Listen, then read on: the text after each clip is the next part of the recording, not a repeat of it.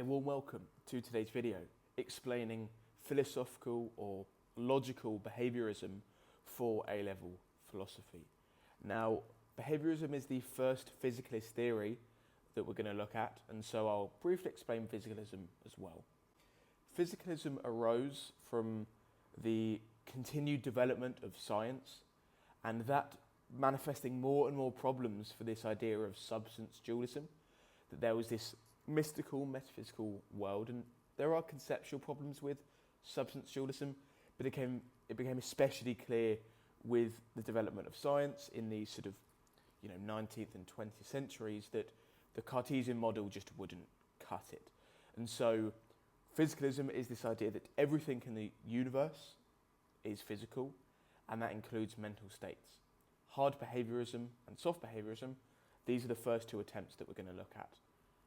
First, we'll begin with Hempel's theory, hard behaviourism. So, the idea with hard behaviourism is just that, and this is from the Stanford Encyclopedia of Philosophy, when we attribute a belief, for example, to someone, we're not saying he or she is in a particular internal state. What we're saying is the person, we need to explain the person in terms of what they might do in situations. And that may not be quite clear, so I'll use an example. The idea is that when we talk about Emmanuel is upset, we shouldn't talk about any internal state, we shouldn't talk about how he's feeling. What we need to talk about is the observable behaviour, how they act in the situation and the conditions of being sad. That's the idea. Note that this came from physicalism, but this also comes from Hempel, who is a logical positivist, the logical positivists were using the verification principle from Ayer to show what can be and what can't be meaningful. If it isn't empirically verifiable or analytically true, then it isn't meaningful. And that means invisible mental states, internal conditions, we can never verify these. And so they're not meaningful, so we shouldn't talk about them when we talk about mental states. Instead, what we should do is we should talk about the things that we can see, and that's behaviour. And so we need to reduce these mental states, and we need to reduce them to physical states, to behaviour.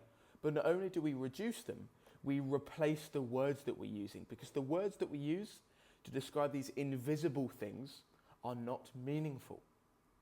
And so not only do we use a reduction, we use an analytic reduction, which means we are replacing the words of the invisible mental states to the observable, physical, verifiable, behavioural states. And that's how we get this definition.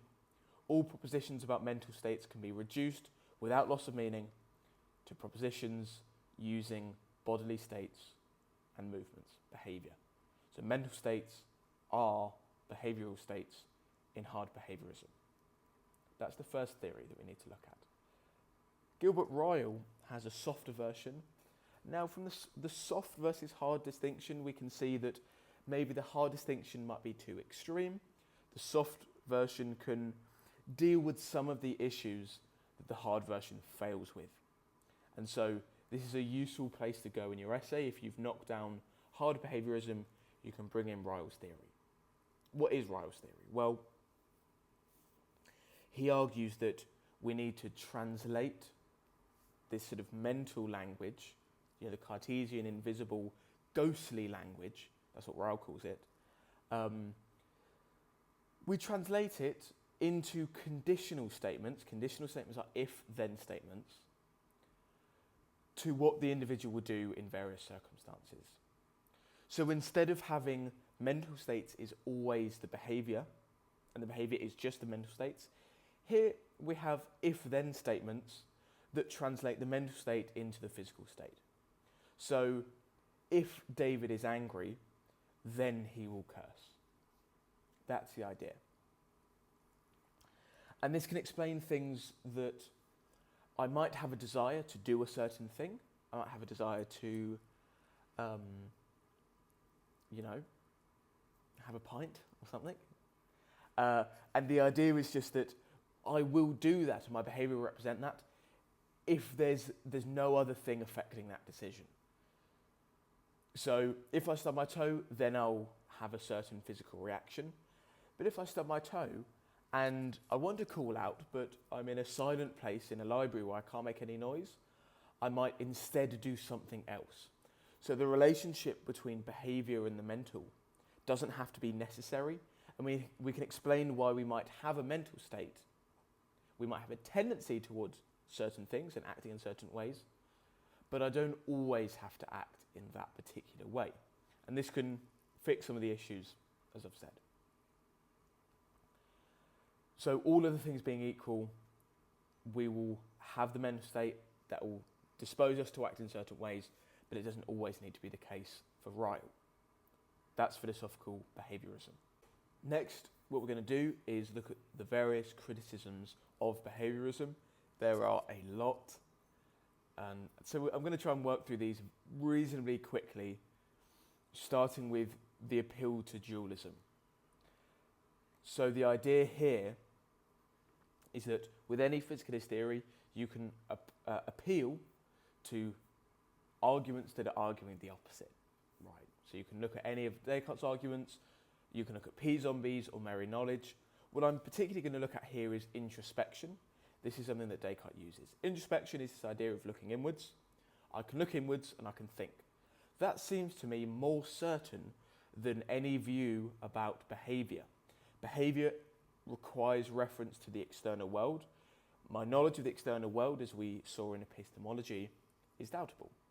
But the fact that I'm thinking, as Descartes showed, also in epistemology, that doesn't seem quite as doubtable as my views about the external world. And so there's something more certain about my introspection. And so it's of higher epistemic value. But what that means is we've got behaviorism, which can't account for something that seems more epistemologically certain than other things. And so we have to reject something that seems even more certain to us than our views about behaviour. That seems wrong, because behaviorism can't accept introspection, because there's no physical behaviour that it links to, and that seems wrong. Note that you can appeal to any dualist argument. Introspection is just one thing you could choose there. Next, the distinctness of behaviour and mental states. This idea is very simple. This is maybe an early point in your essays. I'm going to use Putman's Super Spartans example. The idea is just that we have this elite group of soldiers who are trained to never display any behaviour of pain, despite feeling pain. But what that means is we seem to lose meaning by using the analytic reduction, because we could conceive of not displaying the behaviour and still having the mental state. But on the behaviourist model, if we don't have the behaviour, then we don't have the mental state. But that's wrong given Super Spartans. And so behaviorism can't account for the distinctness between behaviour and mental states. Note that soft behaviorism could work here. So you could maybe present this issue in an essay, respond to it with soft behaviorism. Next, a bit of a bigger one here, a bit of a bigger issue. This is about circularity. Now this is an explanation I've taken from this article here, which you can just search up if you like.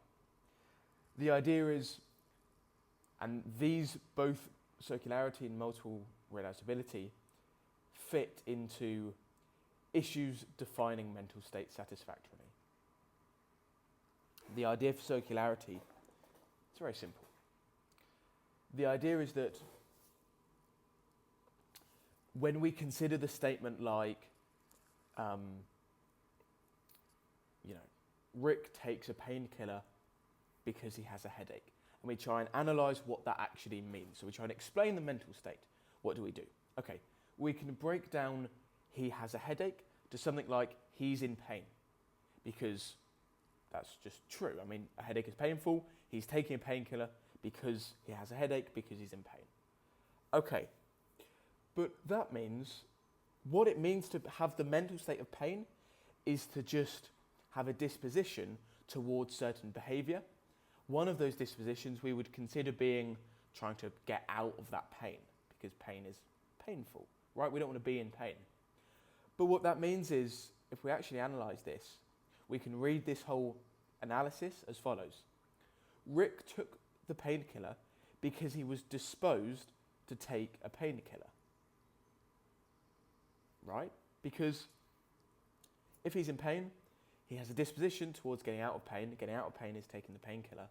But then we just have this analysis of like, he was disposed to take a painkiller because he has a headache, because he's in pain, and what it means to be in pain is to try and remove that pain, which is taking the painkiller.